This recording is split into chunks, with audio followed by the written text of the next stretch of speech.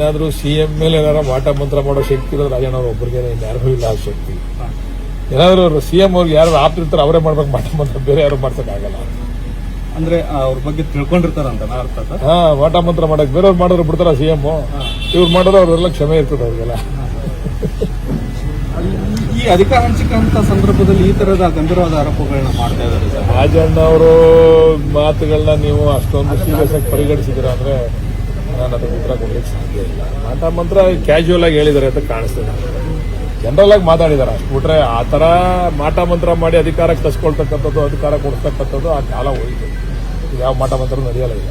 CM ಅವ್ರು ಮಂಕಾದಂಗೆ ಕಾಣಿಸ್ತಾ ಇದೆ ಸರ್ ನಿಮಗೇನಾದ್ರು? ಇಲ್ಲಪ್ಪ, ನಮ್ಗೇನು ಆಕ್ಟಿವ್ ಆಗಿದಾರಪ್ಪ, ನಿಮ್ಗೆ ನಂಗೆ ಕಾಣಿಸ್ತಾ ಇಲ್ಲ. ನಿಮ್ಗೆ ಮಾಧ್ಯಮದವ್ರಿಗೆ ಸಹಾಯಕರಾಗಿದ್ದಾರೆ ಅಂತ ಅವರ ಆಪ್ತರು ಹೇಳ್ತಾ ಇದ್ದಾರೆ. ನಾವಲ್ಲ ನಿಮ್ಗೆ ನಮ್ಗೂ ಅವ್ರ ಆಪ್ತರು ಹೇಳ್ತಾ ಇದ್ರೆ ಅವ್ರ ಆಪ್ತರ ಕೇಳ್ಬೇಕು ನೀವು. ನಾವು ಕೂಡ ಸಿಎಂ ಅವ್ರ ಆಪ್ತರೇ ಅಪ್ಪ. ನಮ್ಮನ್ನ ದೂರ ಮುಳುಗಿದ್ದೀರ, ನಮ್ಮನ್ನ ಸಿಎಂ ಆಪ್ತತೆಯಿಂದ ದೂರ ಮುಳುಗಿದ್ದೀರ ನಮ್ಮನ್ನ. ಇಲ್ಲ ನಾವು ಆಪ್ತರಿದ್ದೀವಿ, ಆತರ ಏನ್ ಕಾಣಿಸ್ತಾ ಇಲ್ಲ ನಮ್ಗೆ. ಆಕ್ಟಿವ್ ಆಗಿದ್ದಾರೆ. ಸಹಜ ಸಹಜ ಜಾಸ್ತಿ ಮೊದಲಷ್ಟು ಆಕ್ಟಿವ್ ಆಗಿಲ್ಲದೆ ಇದ್ರು ಆಡಳಿತ ಚುರುಕುವಾಗಿ ನಡೆಸ್ತಕ್ಕಂಥ ಶಕ್ತಿ ಅಂತೂ ಸಾಕಷ್ಟು ತಲೆದಂಡಗಳಾಯ್ತು. ಅದರಲ್ಲಿ ಮುಸ್ಲಿಂ ನಾಯಕರ ಒಂದಷ್ಟು ತಲೆದಂಡಗಳೇನಾಯ್ತು ಸರ್, ಅವ್ರನ್ನ ರಕ್ಷಣೆ ಮಾಡಕ್ಕಾಗಲಿಲ್ಲ ಸಿಎಂ ಅವ್ರಿಗೆ. ಈ ತರ ಸಿಎಂ ಬೆಂಬಲವಾಗಿ ನಿಂತ್ಕೊಂಡವ್ರಿಗೆ ರಕ್ಷಣೆ ಮಾಡಕ್ಕಾಗ್ತಿಲ್ಲ ಅನ್ನೋ ಆರೋಪ ರಾಜಣ್ಣ ಅವರು. ರಾಜಣ್ಣ ಅವರು ಯಾವ ಇದ್ರಲ್ಲಿ ಹೇಳಿದಾರೆ ಗೊತ್ತಿಲ್ಲ. ಈಗ ಅದರ ಬಗ್ಗೆ ಪರಿಶೀಲನೆ ನಡೀತಾ ಇದೆ. ಅವ್ರೇನು ಆರೋಪ ಅವ್ರೇನು ಮಾಡೇ ಇಲ್ಲ ಅಂತಂದ್ರೆ ಪುನಃ ಅವ್ರಿಗೆ ಗೌರವ ಸಿಗ್ತದೆ. ಅದು ಜಾತಿ ಆಧಾರದ ಮೇಲೆ ನಾವು ಗೌರವ ಕೊಡ್ತಕ್ಕಂಥದ್ದು, ಸಸ್ಪೆಂಡ್ ಮಾಡ್ತಕ್ಕಂಥದ್ದು ಮುಖ್ಯ ಅಲ್ಲ. ಯಾರ್ಯಾರು ತಪ್ಪು ಮಾಡ್ತಾರೆ ಪಕ್ಷದಲ್ಲಿ ಅವ್ರಿಗೆಲ್ರಿಗೂ ಕೂಡ ತಲೆದಂಡ ಆಗ್ತದೆ. ಅದು ಸರಿ ಇಲ್ಲಪ್ಪ ಮಾಡಿರೋದು ಅವರು ಜಸ್ಟಿಫೈ ಮಾಡಿದ್ರೆ ಆಮೇಲೆ ಪುನಃ ಅವ್ರಿಗೆ ಒಳ್ಳೊಳ್ಳೆ ಹುದ್ದೆಗಳು ಸಿಗ್ತಕ್ಕಂಥ ಅವಕಾಶಗಳು ಕೂಡ ಇರುತ್ತೆ. ಪಕ್ಷದ ಅಧ್ಯಕ್ಷರ ತೀರ್ಮಾನವನ್ನ ಪ್ರಶ್ನೆ ಮಾಡ್ತಾ ಇರುವಂತದ್ದು ಸರ್ ಕೆಲವರು. ಮಾಡಬಹುದು, ಎಲ್ರಿಗೂ ಅಧಿಕಾರ ಇದೆ, ವಾಕ್ ಸ್ವಾತಂತ್ರ್ಯ ಎಲ್ರಿಗೂ ಇದೆ. ಎಲ್ಲ ಪ್ರಶ್ನೆ ಮಾಡಲಿ, ಪ್ರಶ್ನೆಗೆ ಉತ್ತರ ಪಕ್ಷದ ಅಧ್ಯಕ್ಷರು ಕೊಡ್ತಾರೆ. ಈ ಮುಸ್ಲಿಂ ನಾಯಕರ ವಿವಾದ ಸರಿ ಅನಿಸ್ತಾ ಇದೆಯಾ ಸರ್ ಪಕ್ಷದಲ್ಲಿ?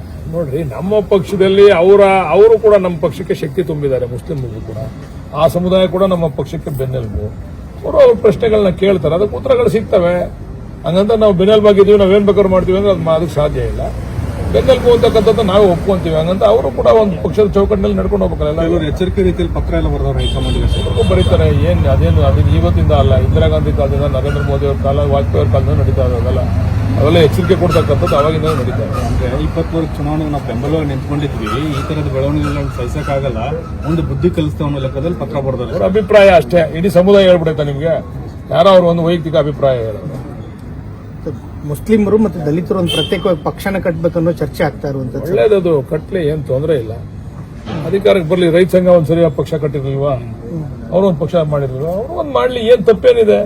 ಜನ ಅವ್ರಿಗೆ ಬೆಂಬಲ ಕೊಟ್ರೆ ಅವರೇ ಅಧಿಕಾರ ನಡೆಸಲಿ, ಅಧಿಕಾರ ಚುಕ್ಕಾಣಿ ಹಿಡ್ಕೊಳ್ಳಿ, ತಪ್ಪೇನಿಲ್ಲ. ಅದು ಕಟ್ಟಬೇಕು, ಕಟ್ಟಿದೀವಿ ಅಂತಕ್ಕಂಥದ್ದು. ಪಾಪ ಇಬ್ರಾಹಿಂ ಅವರು ಸಾಕಷ್ಟು ಪ್ರಯತ್ನ ಮಾಡ್ತಾ ಇದ್ದಾರೆ ಆ ವಿಚಾರದಲ್ಲಿ. ಅವರು ನಮ್ಮ ಕೋಡಿಯಲ್ಲಿ ಚಂದ್ರಶೇಖರ್ ಅವರು ಅವರೆಲ್ಲ ಸೇರಿ ತುಂಬಾ ಪ್ರಯತ್ನ ಮಾಡಿದವರು. ಏನಾರ ರಾಜ್ಯದ ಜನ ಅವ್ರಿಗೆ ಏನಾರ ಮನ್ನಣೆ ಕೊಟ್ಟು ನಾವು ಅವ್ರಿಗೆ ಅಧಿಕಾರ ಕೊಡ್ತೀವಿ ಅಂತಂದ್ರೆ ತಪ್ಪೇನಿಲ್ಲ. ಅದು ಎಲ್ಲರೂ ಡೆಲ್ಲಿಗೆ ಹೋಗಿ ಬಂದ್ರು ಸಚಿವರು, ಹಿರಿಯ ಶಾಸಕರುಗಳು. ಸ್ಪಷ್ಟತೆನೇ ಸಿಗ್ಲಿಲ್ಲ, ಭರವಸೆ ಸಿಗ್ಲಿಲ್ಲ. ಹಿರಿಯ ಶಾಸಕರು ತಾವು ಹೋಗ್ಬೇಕಾಗಿತ್ತು. ಯಾವಾಗ ಸರ್?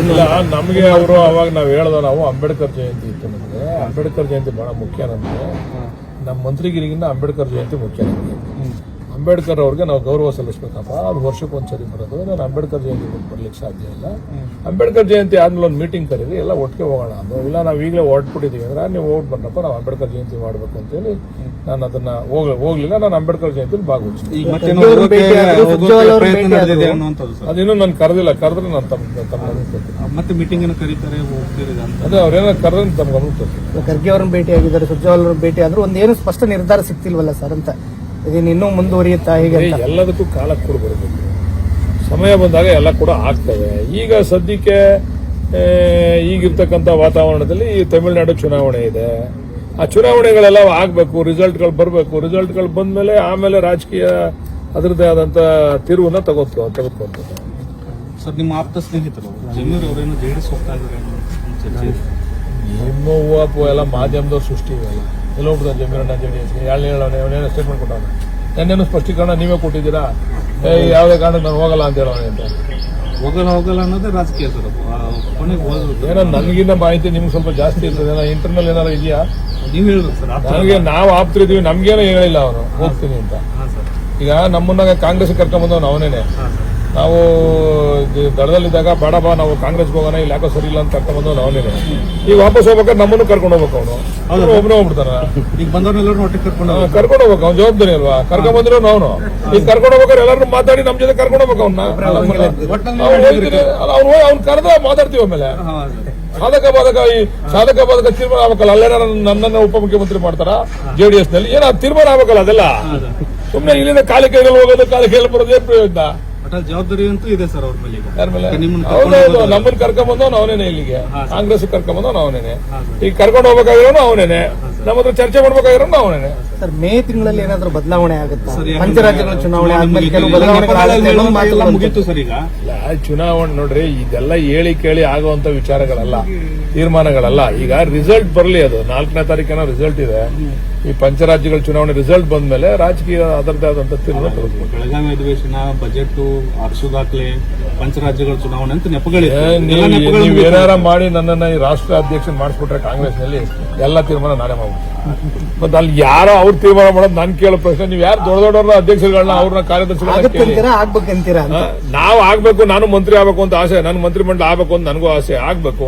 ನಾಯಕತ್ವ ವಿಚಾರ ಗೊಂದಲದಲ್ಲಿದೆ ಏನ್ ನಾಯಕತ್ವ ವಿಚಾರ ಅದು ತೀರ್ಮಾನ ಆಯ್ತದೆ ಎಲ್ಲ ತೀರ್ಮಾನ ಆದಾಗ ಎಲ್ಲ ತೀರ್ಮಾನ ಆಯ್ತವೆ ತೀರ್ಮಾನ ಆಗಿದ್ರೆ ಯಾವ್ದು ತೀರ್ಮಾನ ಆಗಲ್ಲ ತೀರ್ಮಾನ ಆದಾಗ ಎಲ್ಲ ತೀರ್ಮಾನ ಆಯ್ತವೆ ಇದೊಂದು ಸರಿ ಮಳೆ ಕಡಿಮೆ ಆಗಬಹುದು ಈ ವರ್ಷ ತುಂಬಾ ನಮ್ಗೆ ಅದನ್ನ ಈಗ ನೀವು ಇದಕ್ಕೆ ಗಮನ ಕೊಡಿ ಮಾಧ್ಯಮದವ್ರು ದಯಮಾಡಿ ರಾಜಕೀಯ ಬಿಡ್ಬಿಡಿ ಇದು ಯಾರೋ ಇರ್ತಾರೆ ಹೋಯ್ತಾರೆ ಬರ್ತಾರೆ ಮಾಡ್ತಾರೆ ಏನೋ ಮಾಡ್ತಾರೆ ನೀವು ಗಮನ ಕೊಡಿ ಈಗ ಮಳೆಗಾಲ ಮಳೆ ಕಡಿಮೆ ಆಗ್ತಾ ಇದೆ ಮುಂಗಾರು ಮಳೆ ತೊಂದರೆ ಆಗ್ತದೆ ಅಂತ ಹೇಳಿ ನಮ್ಗೆ ಈಗಾಗಲೇ ಮಾಹಿತಿ ಇದೆ ಹವಾಮಾನ ಇಲಾಖೆಯಿಂದ ಮಾಹಿತಿ ಇದೆ ಅದಕ್ಕೆ ನೀವು ಏನ್ ಕ್ರಮ ತೆಗೆದುಕೊಂಡಿದ್ದೀರಾ ಅಂತ ಹೇಳಿ ಮಂತ್ರಿಗಳಿಗೆ ನೀವು ಕೇಳಿ ಅದನ್ನ ಬಿಟ್ಟು ಇಲ್ಲಿ ನೀವು ಹೋಯ್ತೀರಾ ಅವ್ರು ಹೋಯ್ತಾರ ಅವ್ರು ಇವರು ಬೆಚ್ಚರಿಕೆ ಹಾಕವ್ರೆ ಇವರು ಇವೆಲ್ಲ ಇದ್ದಿದೆ ರಾಜಕೀಯದಲ್ಲಿ ಒತ್ತಾಯ ಮಾಡ್ತೀರಾ ಸರ್ಕಾರಕ್ಕೆ ಸರ್ ಅಲ್ಲ ಈ ವಿಚಾರವಾಗಿ ಮೀಟಿಂಗ್ ಕರೆದವ್ರೆ ಮೊನ್ನೆ ಎಲ್ಲ ಮುಖ್ಯಮಂತ್ರಿಗಳು ಉಪಮುಖ್ಯಮಂತ್ರಿಗಳು ಮತ್ತೆ ಸಂಬಂಧಪಟ್ಟಂತ ಸಚಿವರು ಮೀಟಿಂಗ್ ಎಲ್ಲ ಆಗಿದೆ ಯಾವ ರೀತಿ ಈ ಕುಡಿಯೋ ನೀರಿನ ಸಮಸ್ಯೆನ ಎದುರಿಸಬೇಕು ಮೇವಿನ ಸಮಸ್ಯೆನ ಎದುರಿಸಬೇಕು ಅಂತೇಳಿ ಈಗಾಗಲೇ ಅದು ತೀರ್ಮಾನ ಆಗಿದೆ ಈಗ ಅದಕ್ಕೆ ದುಡ್ಡು ಹಣ ಬಿಡುಗಡೆ ಮಾಡಬೇಕು ಅಂತ ನಾವು ಮನವಿ ಮಾಡ್ತಾ ಇದೀವಿ ಮುಖ್ಯಮಂತ್ರಿ ಮೇಕೆದಾಟು ಏನಾರಾಗಿದ್ರೆ ಬೆಂಗಳೂರು ಕುಡಿಯೋ